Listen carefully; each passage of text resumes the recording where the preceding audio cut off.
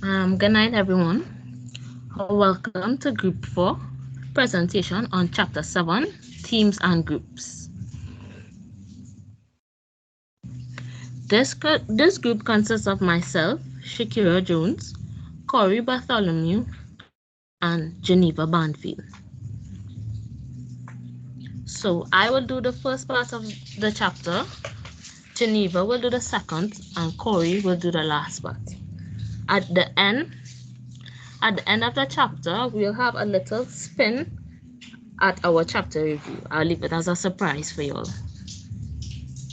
So I'll begin. This chapter looks at how groups go through stages, how paying attention to process can help them improve, and how they can become building blocks for larger systems and organizations. We will examine how leadership in groups and committees are different from leadership in an organizational system. So, according to the Exploring Leadership text, groups and organizations are best understood as communities of people working together to accomplish their shared purposes. This chapter will help us to learn the characteristics of a group, how groups develop, as well as dynamics among group members in order to illustrate how process-oriented leadership is in groups. I will now start the first part of the chapter. Understanding group. A group is defined as 3 or more people who interact and communicate with one another over time in order to achieve a common purpose. So, do you guys believe that the groups that support us in our groups?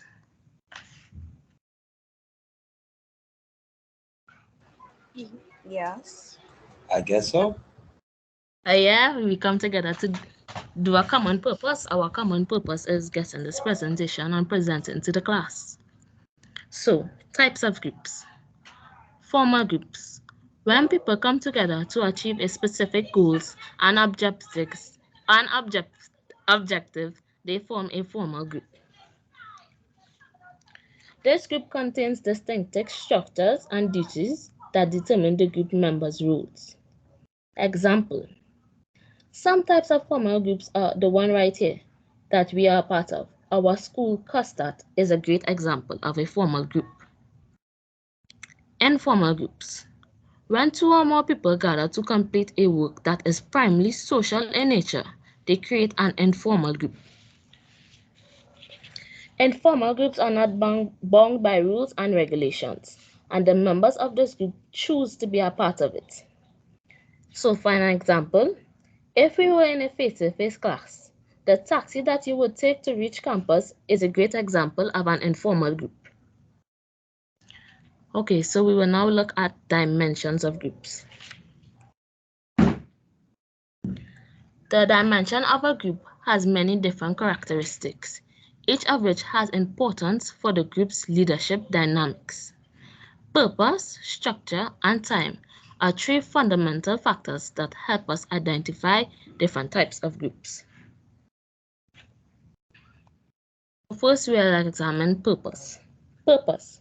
Groups exist for a variety of reasons, ranging from social support, which is made up of friends, family, and even a person's peers, to highly concentrated task groups. An example can be a staff development group. The objective of a group should lead to the structure and processes that will assist the members of the group in achieving their goals. We will now look at structure. Structure. Structure refers to the systems that govern how members of a group interact with one another. Some organizations are highly organized, with hierarchical responsibilities or positions, while others are flexible and change with time. So, did you know leadership roles in groups even depends on the structure of a group? So, leaderless groups. That is a type of structure of a group. Leaderless groups is where a group of individuals gathers to do something, but no one is the formal leader. Participants share needed duties in an informal context, and leadership emerges or is shared throughout the group. Highly organized groups. Highly organized groups is where a person is in place as the formal leader. Although the position leader is accountable, he or she may adopt a variety of leadership styles. It may depend on the situation as well, ranging from extremely autocratic, meaning making all the choices and directing or managing the followers, to engaging and empowering group members. We will now look at time groups. Groups exist for varying amounts of time. A group can be time limited. For instance, a group can meet once to discuss a specific issue, or it may meet for an indefinite period of time. This type of group is often referred to as task force or an hub community. Example, a group of students working together to complete an assignment. So, the groups that we form a time group. We will now look at an ongoing group. The group could be an ongoing group, which often lasts for a long period of time. Ongoing group is typically referred to as committee, board, or council. Examples can be such as co-workers and family members. Whether the group may be time limited or ongoing, the lengthiness of the group creates a variety of issues.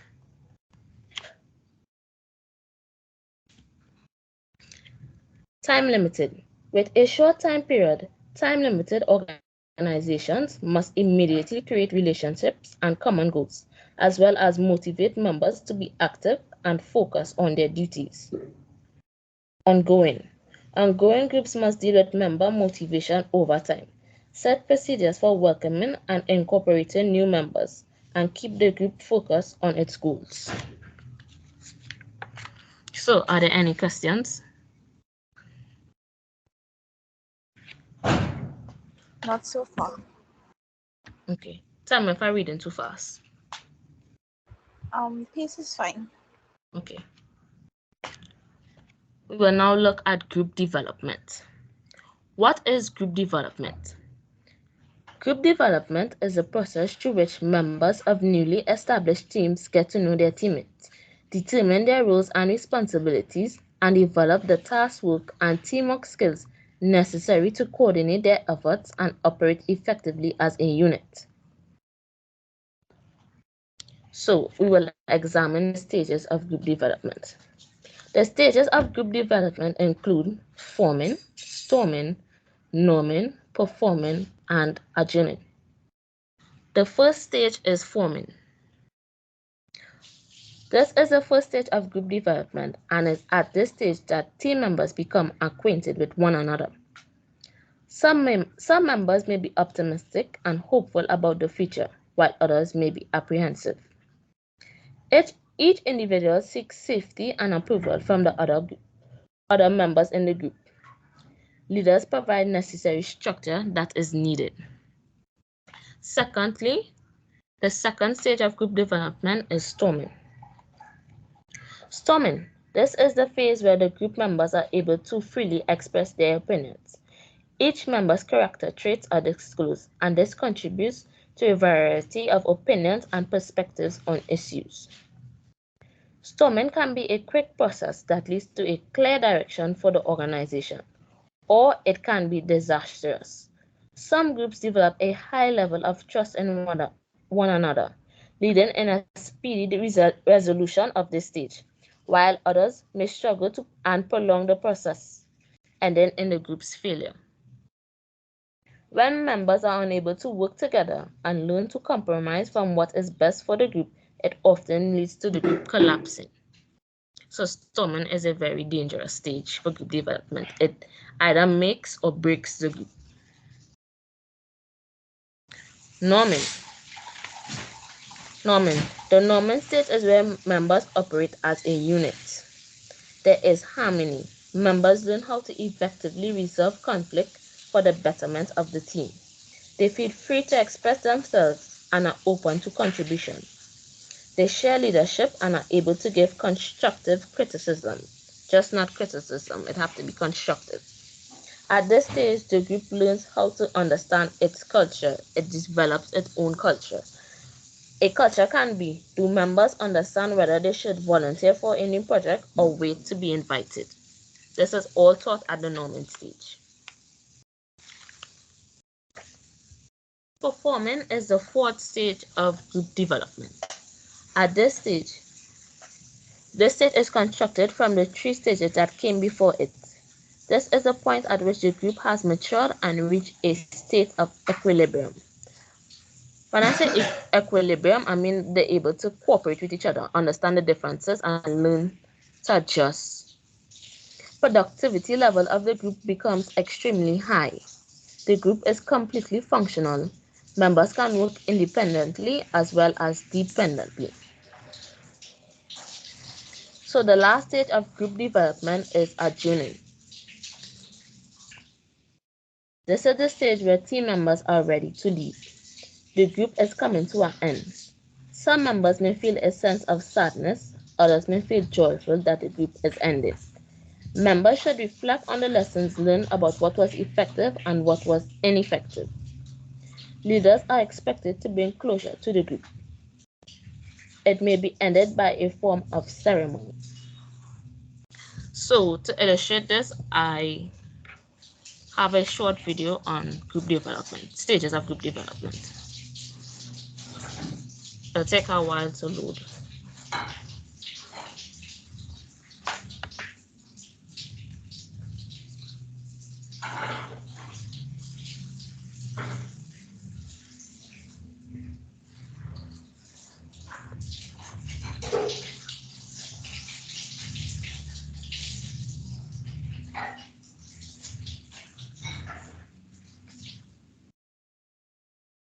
Oh.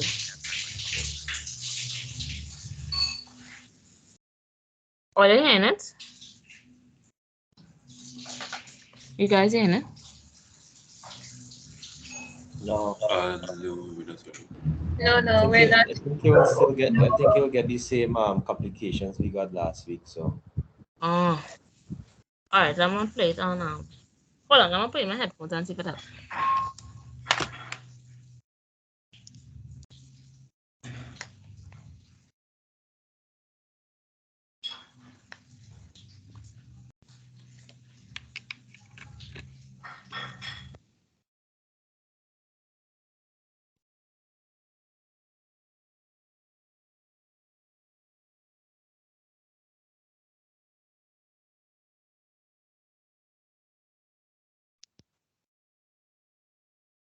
Guys? You went soft again, Shakir.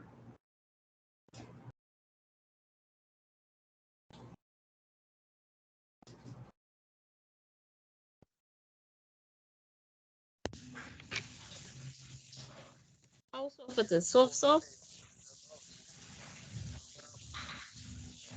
Yeah, so Uh, so. Shakira, you're sharing your screen, right? Yeah. When you came in to share, did you turn on include computer audio? Yeah.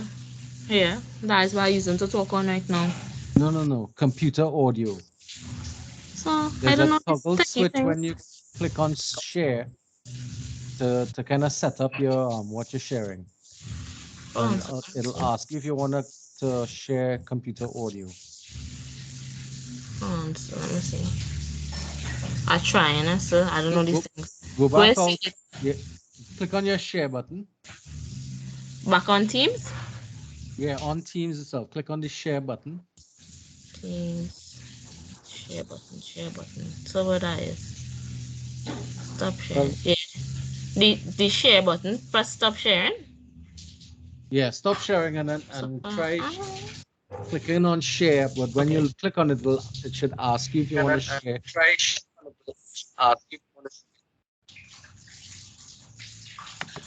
So when you click on the share button, you may see Yeah. And yeah. right. Turn And that now off. click it. Okay. Turn it off or on? On. Turn it on. Okay.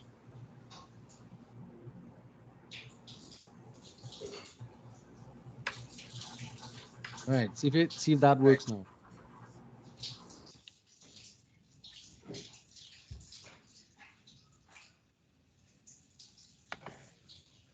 So let me just load back.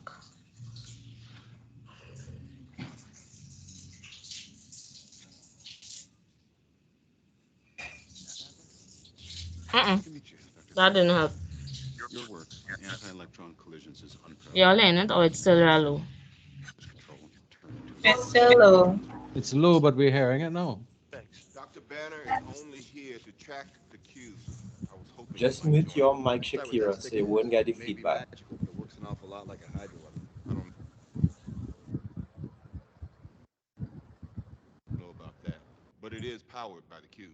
And I'd like to know how Loki used it to turn two of the sharpest men I know into his personal flying monkeys. Cube control, yet you cause chaos. This is MO, isn't it? No, what Maybe are you we, should a start it team? back from the No, beginning. we're a chemical mixture that makes chaos. We're It's good to meet you, Dr. Banner. Your work on anti-electron collisions is unparalleled, and I'm a huge fan of the way you lose control and turn into an enormous green rage monster.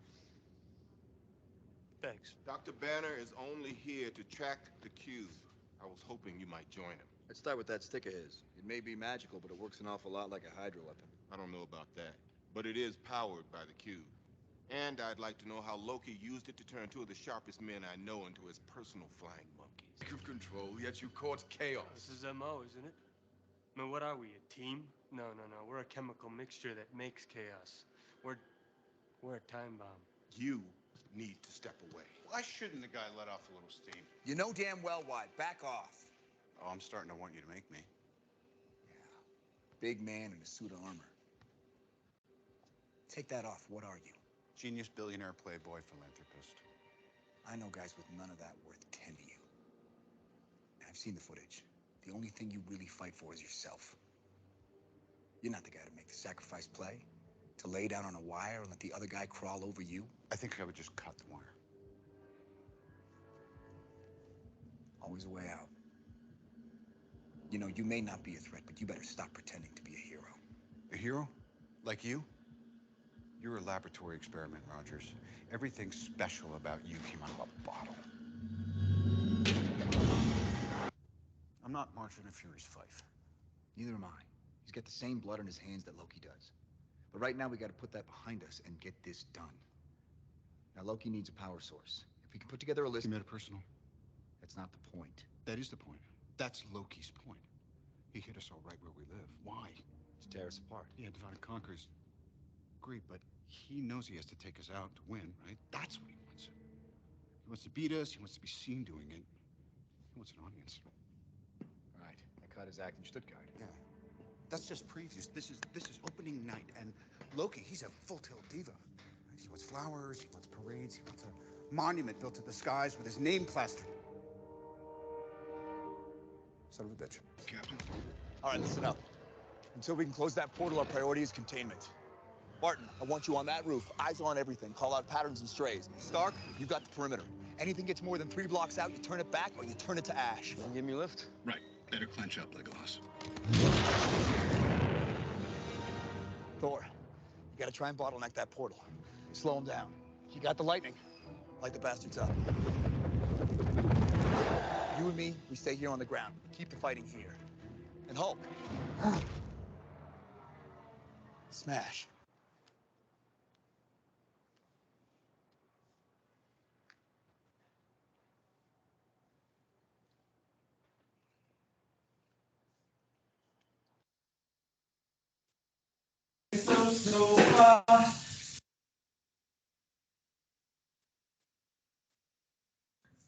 So this video demonstrates Avengers to demonstrate the stages of group development. You could see in the forming stage where there was now getting to know each, well, meeting and discussing. In the storming stage, you see the difference of opinions and perspectives.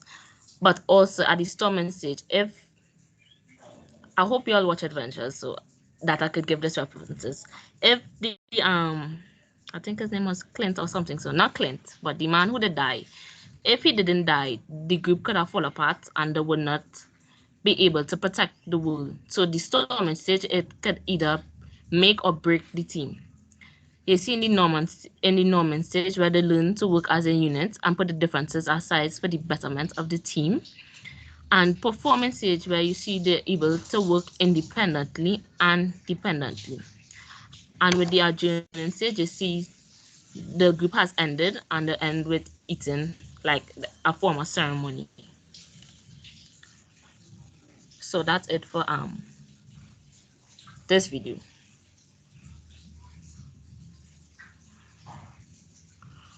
Okay, now we will examine dynamics in groups. Group dynamics refers to the various activities that happen within a group. Group dynamics is the study of the group's life. Processes such as collective decision making, conflict resolution, and leadership demands are all part of group dynamics. Group rules. One of the major foundations of understanding group dynamics is recognizing that in any interactive setting, individuals participate in communication patterns that may signal rules that are taken in the group. Groups depend on two types of rules: group building rules and task rules. Effective group dynamics requires participants who can perform both types of rules. So, firstly, we will examine group building rules. This focuses on the group as people. It is all about members' interactions with one another.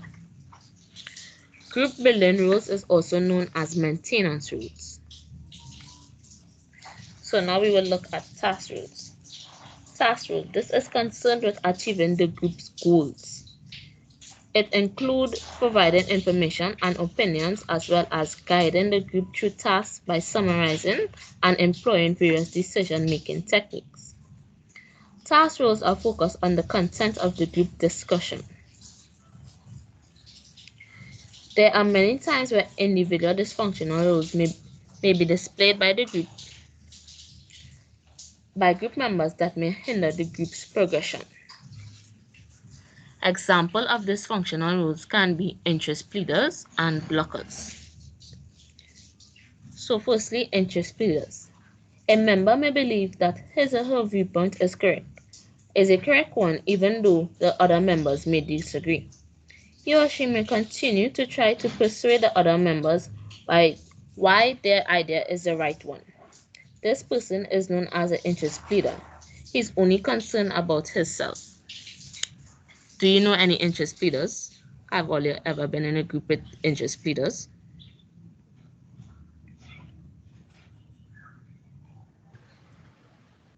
Um, Not for school, but probably No? At work. yeah. In work? Yeah. They only care about themselves and their viewpoint is always the right way. Even though others don't agree. So let's look at blockers. A member may resist or block any group action by being negative and disagreeing about everything that members may say or do.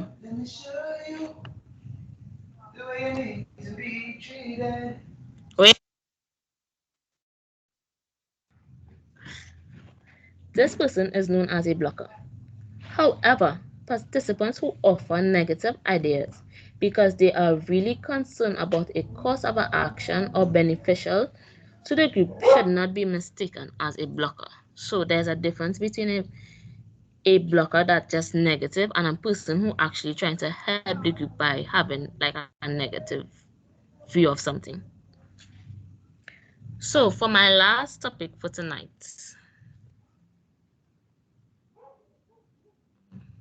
stuck. Oh, my presentation stuck just now, guys. Shkir, you want me to present it after? Or if you get it? I get. Alright.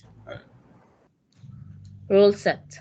Within a group, each of us has a favored set of practices with which we are most comfortable. This might be referred to as our rule set. So, for me, I like to organize and summarize the information that was shared with members. For Corey, and this is for Corey all the time, he likes to have open discussions and share his opinions about the topic. For Geneva, she likes to ensure that the group members are on time and we know what is expected for the session. So she ensures that we do not waste time in the meeting. So that's the end of my presentation. Now I'll pass you on to Geneva, which will take the second part of the presentation. Good night, everyone. Um, so my first point on this presentation would be on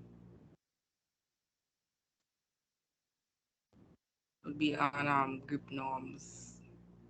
Yes. Okay.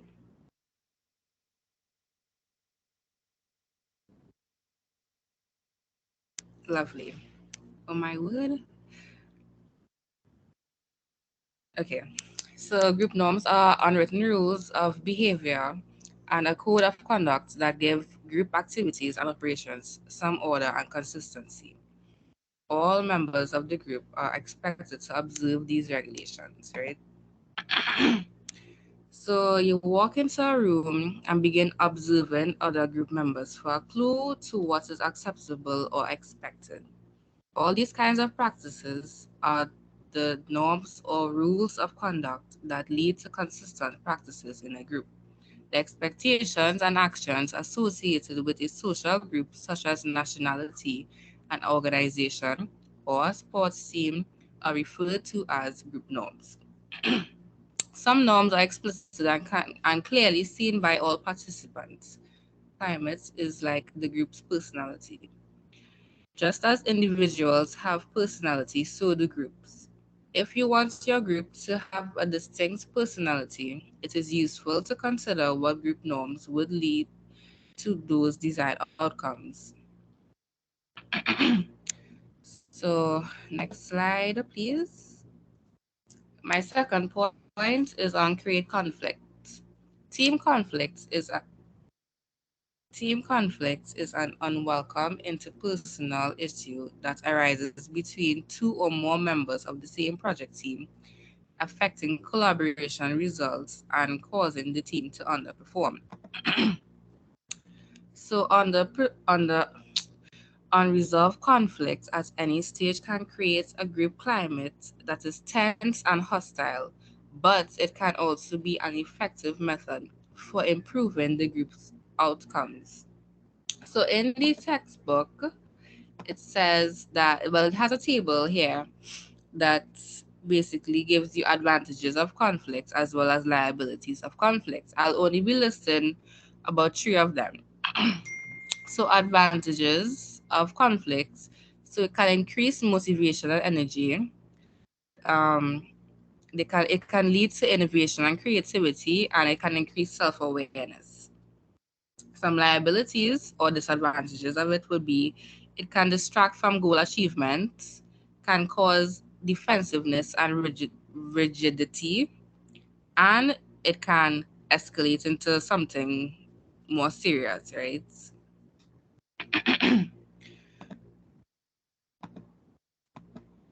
Um, Conflict can result from such things as clashes in personalities, differing expectations of roles, or disagreements over ideas.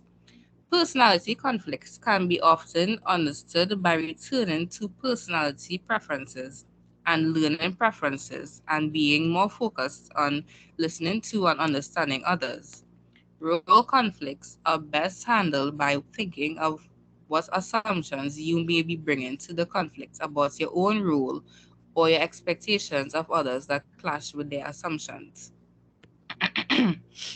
Conflicts in ideas is often called controversy, and a full airing of differences of opinions and its ideas is essential for a group to make the best decisions.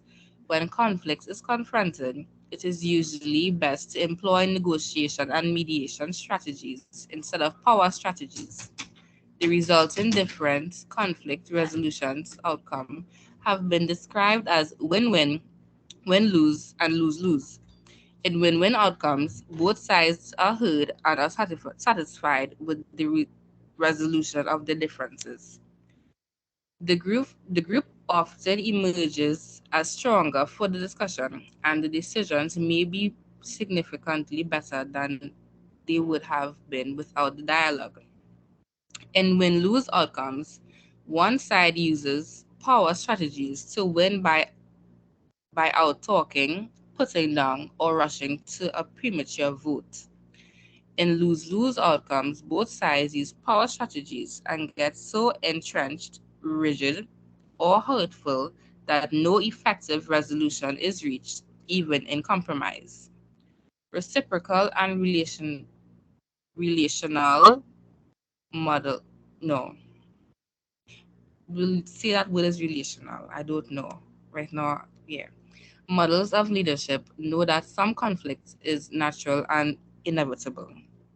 By accepting that when great people get together, they will have differences of ideas and approaches, the group can set some ground rules to guide the openness and honesty with which they will have raised issues of possible conflict. Conflicts are useful when they raise perspectives that need attention before the group moves to resolution.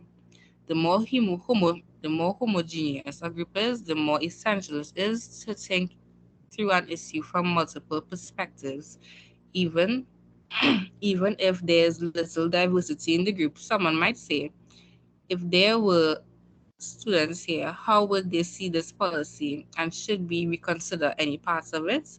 Or if all the students were here, will they see any issues we have not yet addressed? In this way, at least decisions are informed by the broadest possible thinking, even if no person is physically present who holds a divergent view. Next slide, please. This is my last point, group decision making.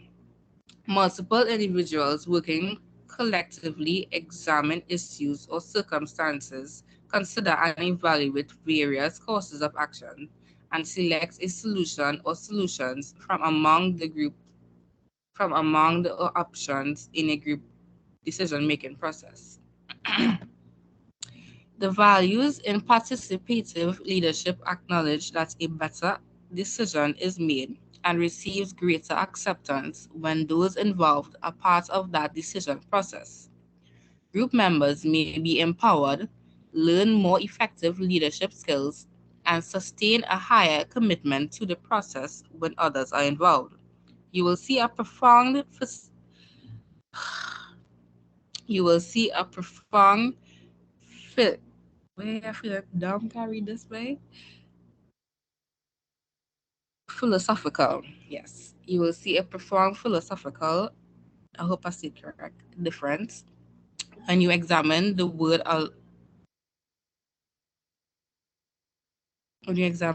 allow in the definition of participative leadership. Clearly, there is tension in formal settings about the authority. I was saying the right word. Clearly, there is tension in formal settings about the authority and role of participants in the decision making process. Examples include parents' involvement in school based management and employee involvement in selecting packages. They range in the amount of influence others have on the decision, from no influence to high influence of others in the process. Each of the decision making methods may have its own purpose, but relational leadership would promote consensus models whenever possible. Leaders who are positioned to make important decisions in an autocratic way find themselves alienating workers and team members, even when they, as leaders, have the power to make those decisions. Consensus does not mean that every single decision is made by the entire group, nor does it mean that a majority vote equals reaching consensus. An important task of teams is to make decisions, and most teams prefer to reach consensus. I feel like this word wrong. I'm sorry how I sung in people. I'm genuinely sorry if you don't understand what I'm saying. I hope everybody understands what I'm saying. Can I have some feedback, please? Which word is giving you problems? It's spelled as CONSENSUS. Consensus. I'm pronouncing it right? Yes, correct. Okay, thank you.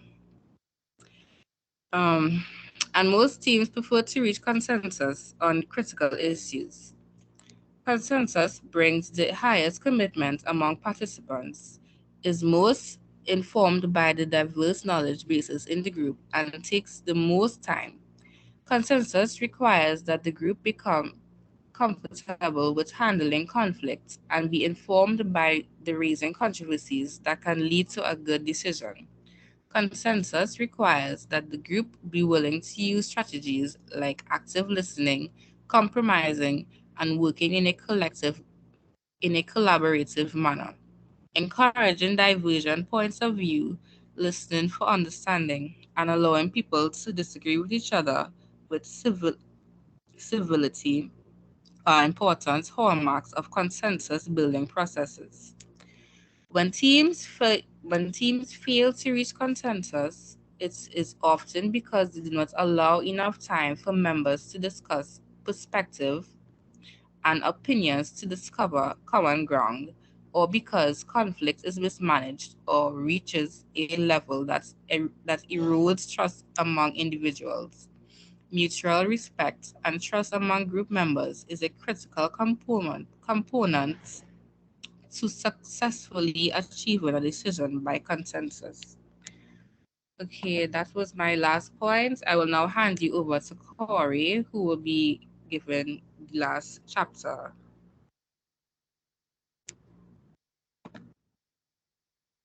Alright, hi everyone, real quick.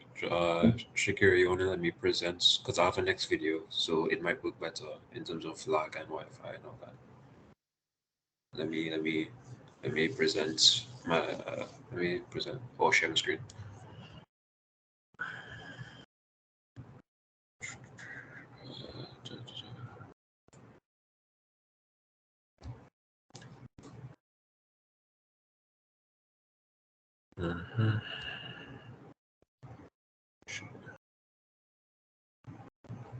Okay, everyone seeing? Is everyone able to see the screen at the moment? So far, yeah. Yes. Alright, cool. Okay, so how everyone doing so far? Y'all good? Y'all decent? You're presenting from an iPad or phone by chance? No, I'm presenting from a laptop. I'm not seeing the slide in its Your totality. slide not fully on, kind of crooked. The orientation. Okay, let me see if I can change it. Nope. I'll act like I know what I'm doing on Teams. Click on presenting. Haha. Let me see. It's a full screen. And let me instead change the sharing method from my window to my entire screen. System audio, bang. That's cool. Is it better now? That's better. Alright, cool. So alright, everyone. How y'all doing today? We're good, thanks. Okay. Alright, cool. So we're just gonna get straight into this. The first thing we're gonna be looking at is what is a team, right? Well, what we have here is that a team is more than just a group of people working together, right? Instead, the right people all working towards achieving the same goal. That's what a team is. Teams have a strong sense of identity and a common goal, whether good or bad. So, can anyone give me an example of what a team with a good goal or a bad goal? Like, y'all know any teams?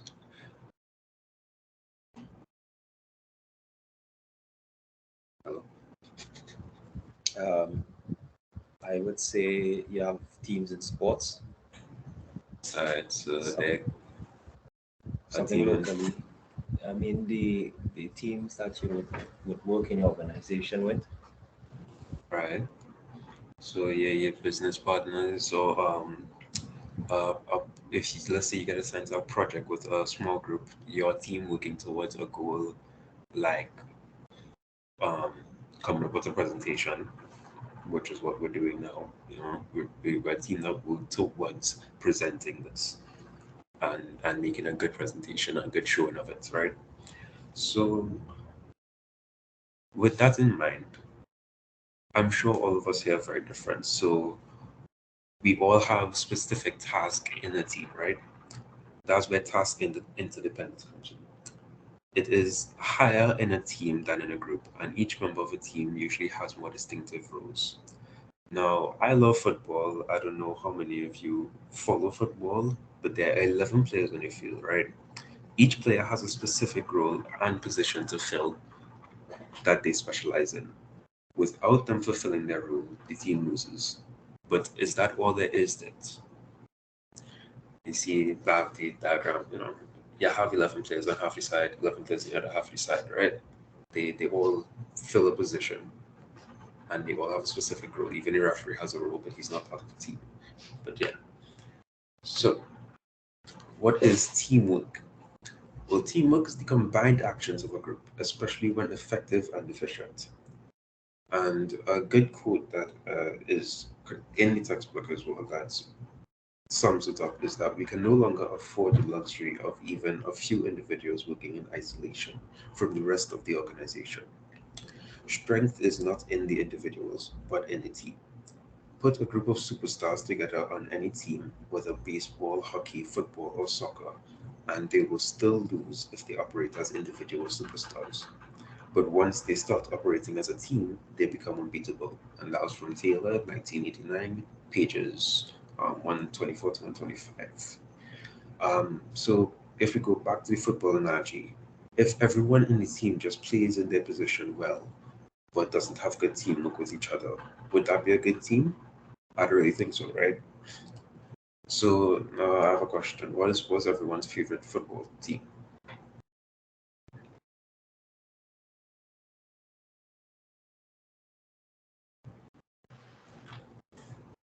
If you all have one. That question has a kind of bias in terms of if you like It could be football. it could be biased. Oh, I mean, do you guys like football? Yeah, You could- I back Manchester United. Oh God, no. Well, okay, no problem. Well, you like Manchester United. Anyone else? What do you all like? What team do you all like? Tottenham Hotspurs. Oh, geez. Chelsea. Yeah. Wonderful, cool. I have a friend here now. Right, so y'all call some horrible clubs except for Chelsea, but it's fine.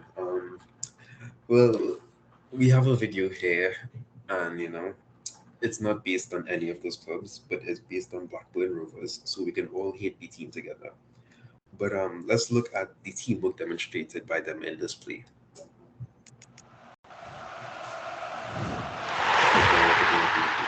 I got these sites, but yeah. Well, we might be in for a bit of drama in the second half. Who'd have thought that? Well, we said all along it's not been a bad game, but it's just not had too many goal-scoring opportunities, and all of a sudden you can see a they've come counter in a showing glut. how many passes. And there's Conway. have Oh, been- brilliantly keeps it in or tight have on the near touchline. Back in this to place so Williams. Infield to Guthrie. Williams once more finds the feet of Emnes. Back to Conway tight on that left-hand side. All the way back to Danny Guthrie. He got square to Evans, and still you think either side could win this. There is one thing about Rovers, we are a side this season that looks like we can score goals. We might well ship quite a few, but we've got ability in attack. Low. Back to Guthrie. Infield to Marshall, who I'm sure would have been more relieved than anybody to see Emnes find the back of the net. Now Marshall finds Evans. Evans manages to find Emnes. Emnes on towards Graham in the area. 2-1 Rovers! And the game has flip-flopped. So as we see, right, as we saw in that video, each person there made a contribution, right? Like it was 25 passes in a play. They saw each other, they said they know how they work together as a team, and they trusted each other to pass the ball, to give up possession and risk the opponent getting the ball. right? They made their own contribution and these great passes, and they got a great goal for it. So, any questions so far based on what I've covered on teamwork and teams?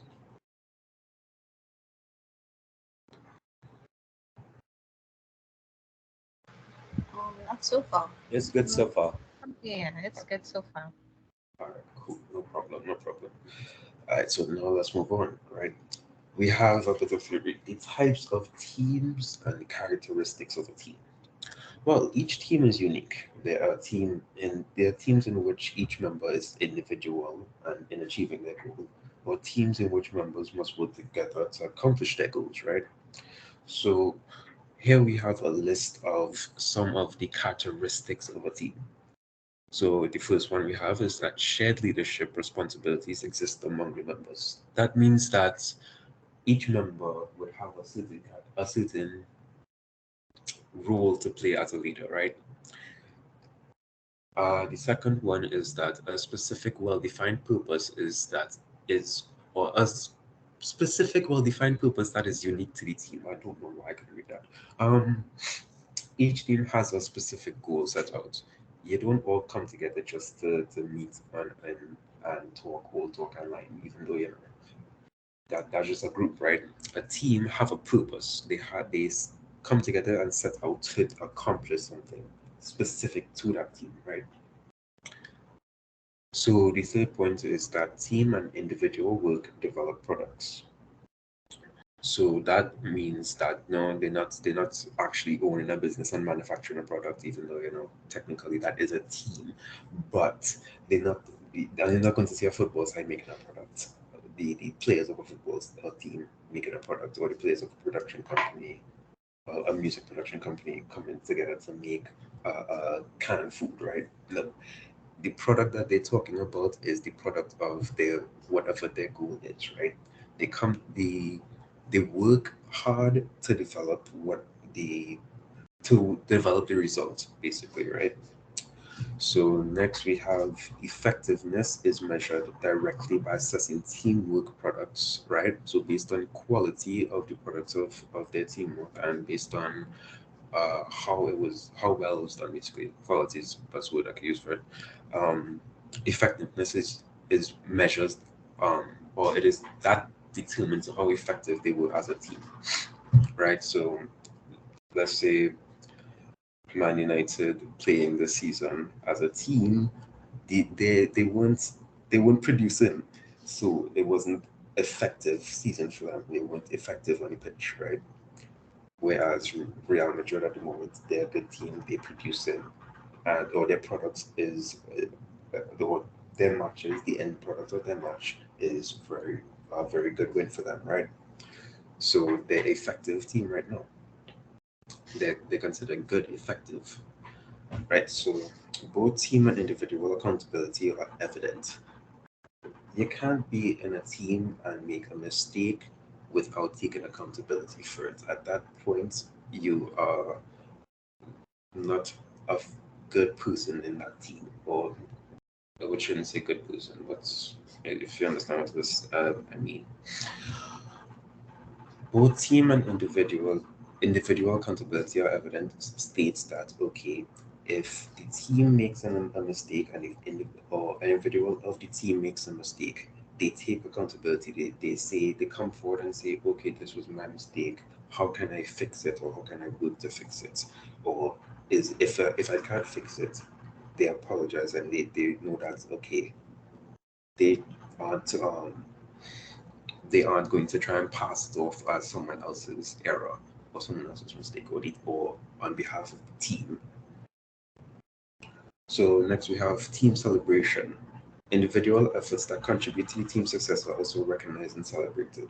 As we saw with the video just now, when the goal was scored, and as a result of all the efforts of the team as well as the shot by the last guy on the field there, they celebrated together. They knew that okay, we worked hard for this, and now we can celebrate. And they were recognized by the fans, by each other, by the team.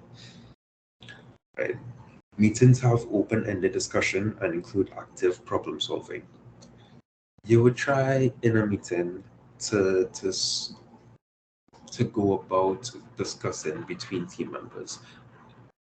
One of the features of a team is that they need to be able to talk to each other, to communicate, and to encourage teamwork. Without those things, you wouldn't really have a good team, a fully functioning team in terms of, or a team that could work together fully. I know I sound very confusing because I'm kind of talking.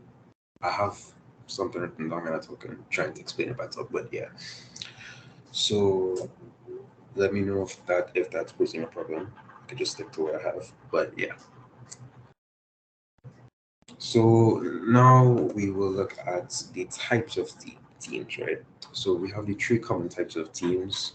A functional team, which is what the groups we are in right now is a formal team that consists of your managers, your employees, your students, your co-workers, all those things.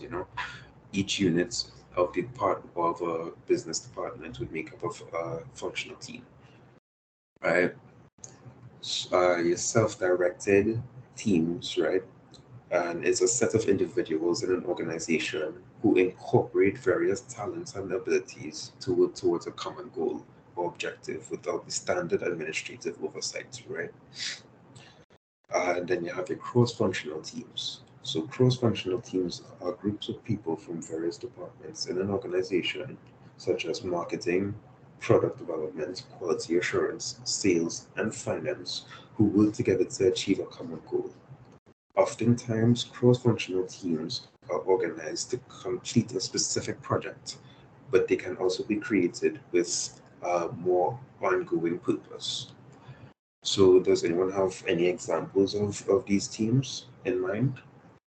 If when they read these definitions, do you think of anything in particular?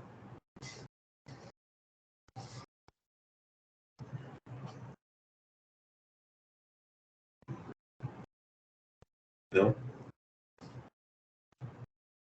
Um, maybe self-directed, maybe like in a hospital kind of thing. I don't know, like you have different persons with different specialties kind of working together. Okay, that could be one, right?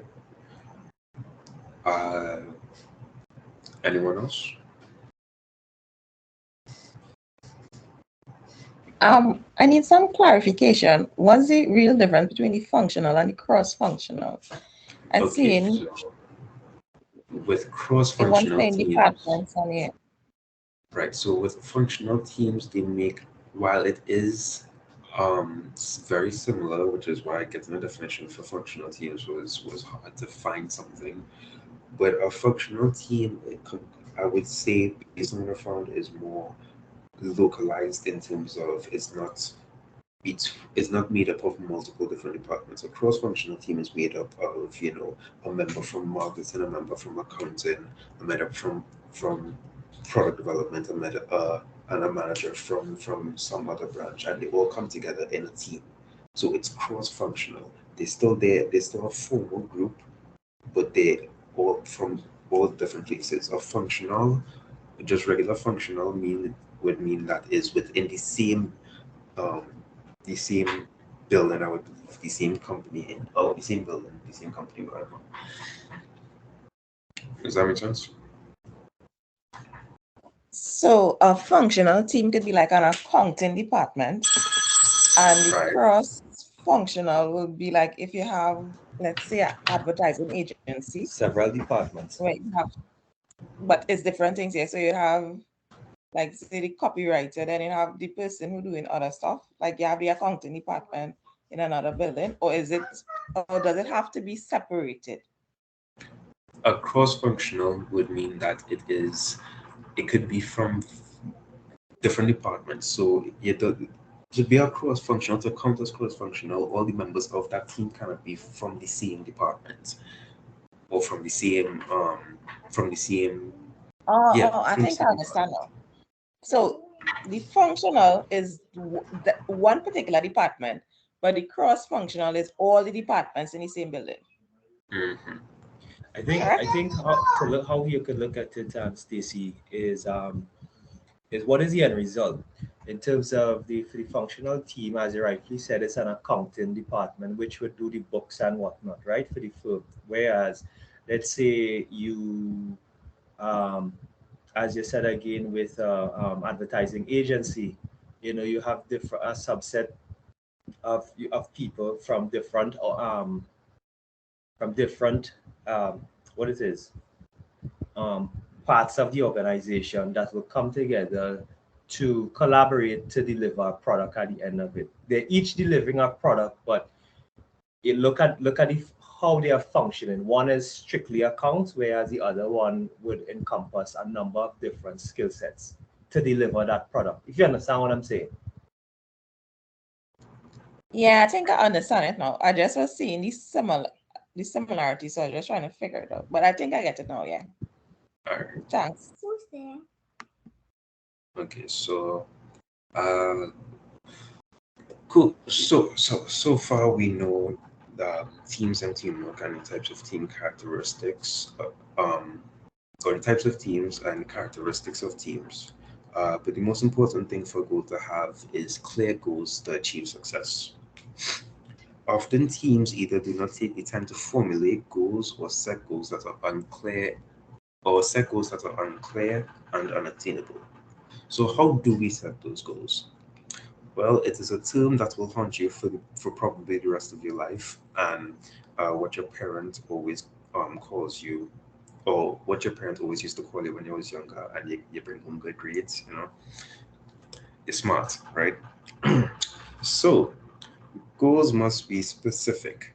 The goal must be clear to everyone. It must be measurable. It is quantifiable. It is you could yeah, literally you could quantify it. I really can't state that any better. Um, Attainable, the goal must be realistic and possible to achieve.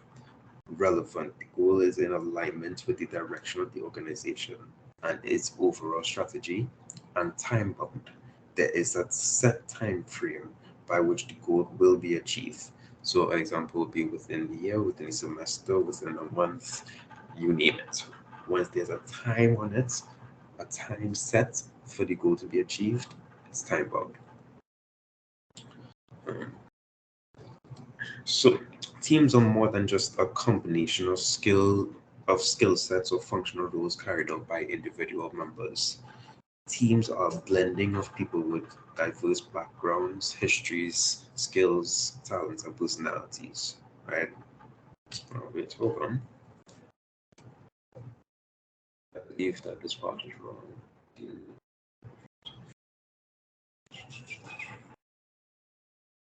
Okay. Right, okay. No problem. There's a slide missing here. I don't know what happened, but I guess I'll just go through. Right, so each member of a team is unique. I don't think you could look at any member of your group and think, yeah, we are exactly the same. You might think that you're better than them, but that's none of my business. But you're not. No, nobody in the group is the same. You all have different traits to offer, different things to offer. So now we move on to team learning.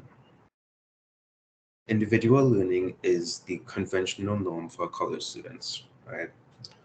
We tend to study on our own and do our assignments in solitude, especially with this COVID situation as it is. So we have no real face-to-face interaction to go and make friends and all these things, right? So team learning would be a fun experience, one where we get to learn from our peers with our peers, learn from each other's experiences and skill sets. That's what team learning is all about. Team learning occurs in many other ways through group projects, in um, experiential settings, and in study groups. Whenever a team has a shared responsibility, it has to find a way to learn together, not just learn separately. Team learning is the collaborative effort of the team within of of the team to achieve a common goal within the group. Uh, yeah, I just added in words now, apparently. So team learning happens in dialogue with each other and through reflection on shared experiences. We can't just stare at someone and learn what they know. Though I can't even say that for long because technology nowadays, right? So what is dialogue? Dialogue is a sustained collective inquiry in everyday experience and what we take for granted. Dialogue is far more than the mere words used to share meaning. It includes the tone of voice, laughter, pauses, difficulty in finding the right words, and the amount of discussion needed to come to some meaning. When a team is in dialogue, participants are aware of the process of their communication as well as its content. Teams that value learning together will establish true dialogue methods, the goals of which are to learn together while engaging in change. So, dialogue and discussion are two slightly different processes, right? Discussion tends to encourage individuals or just encourage individual sharing, sometimes at the expense of listening to and inquiring about others' perspective. In dialogue, one listens to the other side in order to understand, find meaning, or to understand and find meaning, right? And points of connection. Your obligation is as a listener. Your obligation as a listener is to understand and connect. Dialogue encourages you to clarify your points, not prove them. You'll understand so far?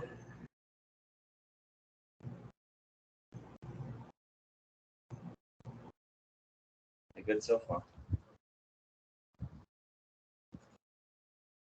Okay, no problem. All right, so now let's move on to leadership on a team, right? Leaders in teamwork settings are also facilitators of team learning. Facilitating team learning requires individual participants to understand their motivations, to advocate for their own interest while being open to hearing other points of view, and to find common grounds. That was taken from Ross. That's all the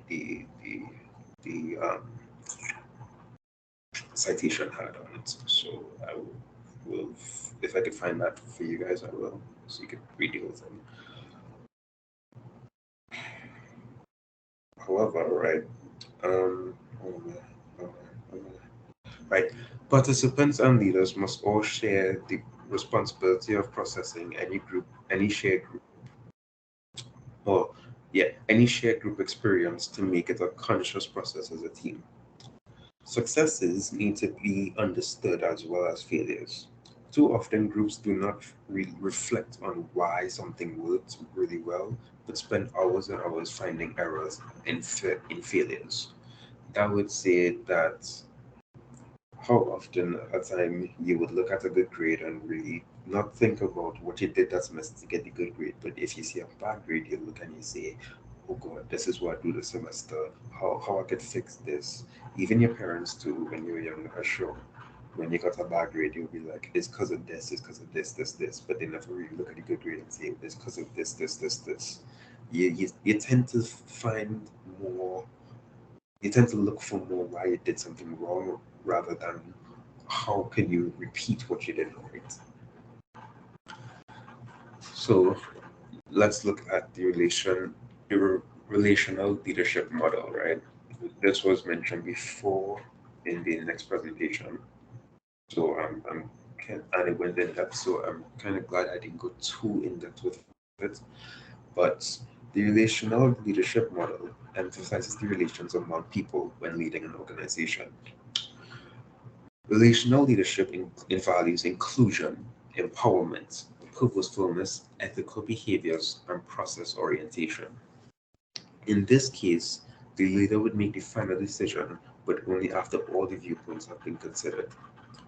It is what a lot of teams use, especially school teams. They tend to use this um, to encourage a sort of democratic vibe in school teams, and encourage students to develop their own thoughts. Any questions on rational relational leadership model? I'm going to take silence as a new. So team performance, right? Team performance means accomplishing the group's goals, making decisions and plans, achieving results, and solving problems. Team development includes establishing effective relationships, creating an environment in which individuals feel valued, and facilitating cohesion within the team. Productivity, innovation, creativity, decision making, quality, problem solving, and use of resources. Why teams fail is also widely documented. It is often as a result of poor leadership. Leaders shift between the behaviors of monitoring, taking action, and paying attention to internal and external group issues. A good leader can also step aside to let other team members take these jobs, which typically happens more in mature groups. So, what does a good leader need for a team to to have it last as long as to become mature, right? Well, a good leader would need a clear, elevating goal. The group believes the goal is worthwhile, and it is clear enough to tell when the objectives have been met. The results are driven and structured. The group's purpose needs to drive the structure of the team. The competent team members. The group members must possess appropriate technical knowledge and interpersonal skills to work collaboratively as a team. If they aren't able to, you have, a lack of teamwork, you have a lack of people not knowing what to do at all, and it just becomes a bigger mess, right? Unified commitment. The group has a sense of identity and level of team spirit that has been intentionally facilitated and developed. Collaborative climate. All individuals contribute collectively to the success of the project, and individual accomplishments are integrated into the whole team's efforts. Standards of excellence. Standards of excellence are established and clearly understood by the team, with the emphasis on everyone performing at the highest levels. If not, the standards could drop, obviously. So, principled leadership. The leader establishes priorities and helps team members stay focused on goals, sustains collaborative environments for the team, and manages performance. External support. The team is provided with resources, money, equipment, supplies, those kind of things, to accomplish its goals and is given recognition for its successes. So, next we have establishing a team, right? This is more part of this establishing, your very own team, right? If you want to make a team, this is what you need. So it is important to establish a team at the beginning before initiating the work to be accomplished. First, you need the task structure. The team understands its task and finds meaning in it. The team is given autonomy to accomplish the task. Without meaning, your team member is not going to be motivated to do the assignment or to do the task or achieve the goal. They have to find something that would motivate them, right? The task has to be something that would motivate them to want to do it. Next, group boundaries. The size of the team is just right, not too big and not too small. Diversity exists within the team, and the team has sufficient knowledge, information, and interpersonal skills to accomplish the goals harmoniously. Norms. The team has a set of norms to guide the behaviors of the team members. Okay? The norms would be things that, or like rules and all these things that are set by the group leader just to ensure that the team sticks to a certain behavior. You wouldn't want your team members bringing drugs to the team meet or smoking inside the TV. Those are things that you want to set as norms for the team. So you would set rules and regulations on all these things to make the normal what you think as a leader the normal should be. Authority. There's a flexible rather than a rigid use of authority by the leader and team members that allows for open debate and instills a sense of empowerment and trust, as well as a degree of command when compliance by group members is warranted. These four conditions are important at the beginning stages of team development to allow the team to work effectively and efficiently. Right. So we have come to the end of the bad teaching because I'm not a teacher at all, as you can tell. And I'd like to leave you with a little quote that sums up the topic for teams and teamwork. Right. And this quote is from Pelé. I tried to stick with the football team for this because it was like the best way to get the analogy across. So here we have a quote from Pelé. Great teams are not made up of many well-rounded players. Great teams are made up of a variety of players, each having their own strengths. Right. So that's the end of that. So now we have the trivia, and it's basically a chapter review. I would appreciate if you participated in this. If you're not too tired, because I know it's 8 o'clock. I want to go to my bed too. But yeah, let's get through this, right? So first question, what is a group? Anyone?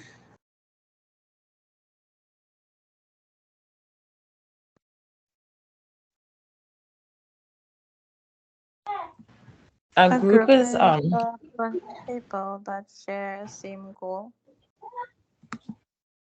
Repeat. A group is a bunch of people that share a same goal, whether good or bad. Okay. Anyone else?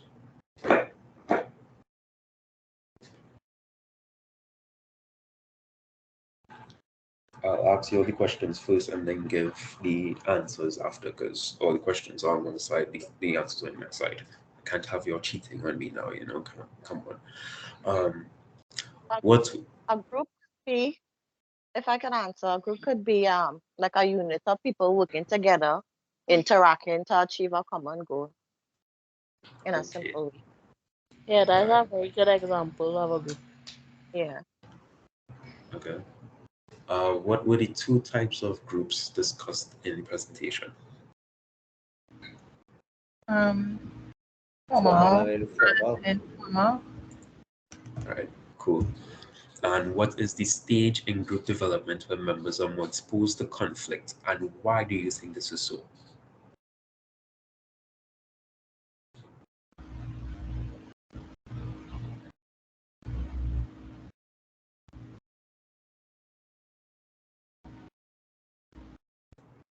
Anyone?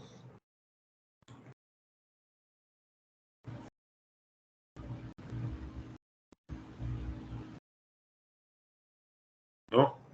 Just Korea trying to remember. Oh god.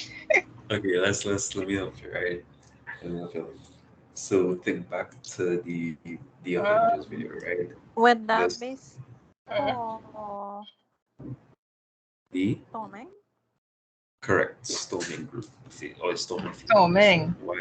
Yes. So let's just go, right? So a group is three or more people that have come together to achieve a common goal or purpose, right? That's y'all did great with that one. Y'all did great with all of these. Good job. Um, if I usually offer prizes in real life, but I can't offer prizes now, so that's tough for y'all. Unlucky. You could send a gift card. Send an e-gift card. I don't have a credit card, man, to go be sending gift cards right now. Okay, or to go be buying gift cards online and sending them. If we ever have a face-to-face class and I meet you, I'll give you $1. That's good money. Or unless you want to throw an extra mark at you. That sounds a little problematic because that will conflict with ethical settings for classes. We don't do things. It really would, but it would be a lot of fun to hear everyone try after, just to get the extra mark. Right, yeah. Okay. You obviously don't want me to have a job tomorrow.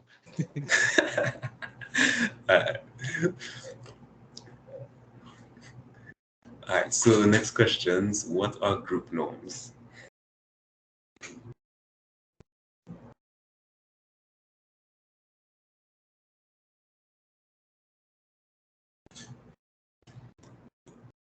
Anyone?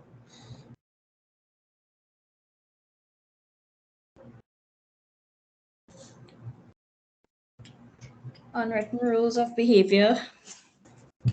Okay. What happens from unresolved conflict, and how can conflict arise? Why did I say arise? How can conflict arise?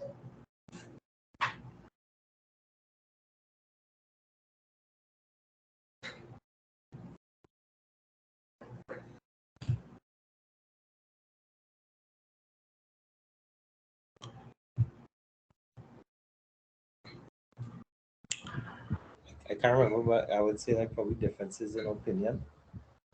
Okay. In terms of like barriers, not understanding specifics in terms of I should say goal setting, stuff like that. Mm-hmm. And the biggest of all is lack of communication throughout the team. Right. Okay. No problem. Can anyone give an example of group decision making?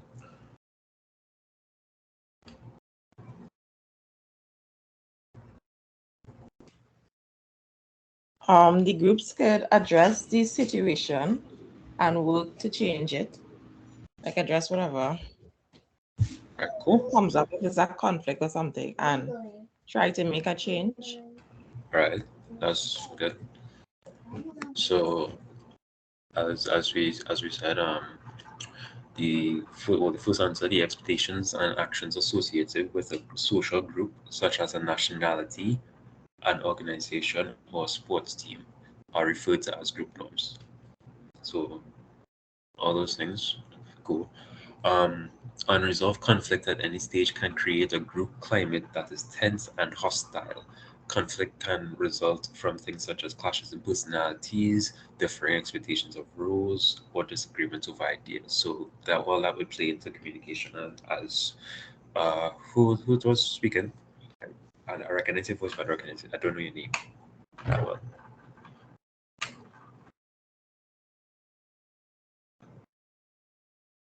Hello. Okay. Yeah. We have so examples of group decision making include parent involvement in school-based management and employee involvement in selecting benefit packages. Okay, your answer was good as well for that. That all that will count as group decision making. All right, so my questions now. What is teamwork? Easy question. Don't have to give me back my exact definition, just your own interpretation of what is teamwork. A group of people working together to achieve something. Okay. Anyone else? When people collaborate to complete a certain task. Okay. What does SMART stand for? Y'all should know this. You're going custard. For how long now? Specific, measurable, attainable, realistic, and time bound. All right, cool. What are some characteristics of a team?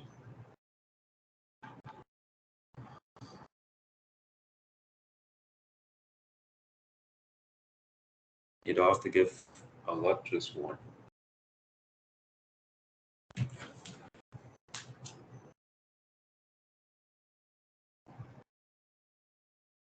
they have a shared goal and objective.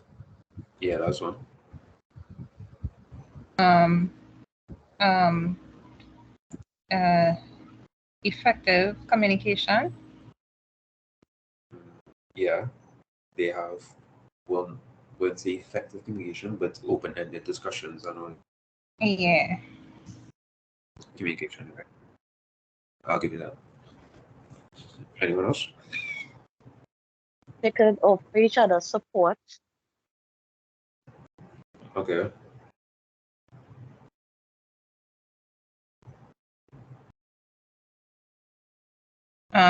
What about, I don't know if this was in the Just the presentation. community. Being able to resolve conflicts.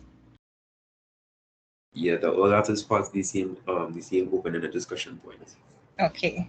I think one of the most important characteristics of a team is that each individual has a defined and specific goal to achieve right. The overarching goal. Right. Well, I didn't have that point, but that's a good point that comes up. So let's put these questions too. So Well, actually, it did say that. You said everybody on the field has a specific skill set. Well, yeah, but I didn't have it on reference to the football team. Well, yeah, I didn't have it on the characteristics though. So it's a good point I could add to that table or that list. There. So anyone else? There are no wrong answers. This is up for interpretation. You could give answers that show that you understand, or that you want to explain another thing, or you want me to explain the other part. Because that's what these questions are meant for, and for somewhat fun.